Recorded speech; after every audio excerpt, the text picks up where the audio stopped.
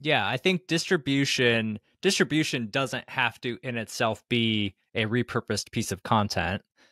There are different distribution channels. So think about everything from the more traditional, like I'm going like to make sure this ranks in Google, to an email newsletter or an email list or social media, but it's also things like you providing an answer based on a piece of content that you created in a uh forum that you're in or in a community that you're in. It's just like getting that information out there, creating short form content on YouTube Shorts, creating long it's really, to me, it's less about like repurposing. To me feels very much like getting one piece of content out and cutting it up in a bunch of different ways. That's kind of like how I talk about like micro repurposing. And then macro repurposing is more so along this idea of like distribution. And that's like getting your ideas out there in the marketplace and getting in front of your audience where you're at.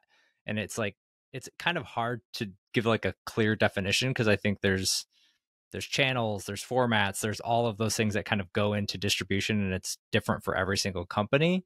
But finding those one or two spots where your audience hangs out, those two one or two channels, and then creating content for those channels where your audience is hanging out. I mean, that's distribution at its like most simplest form.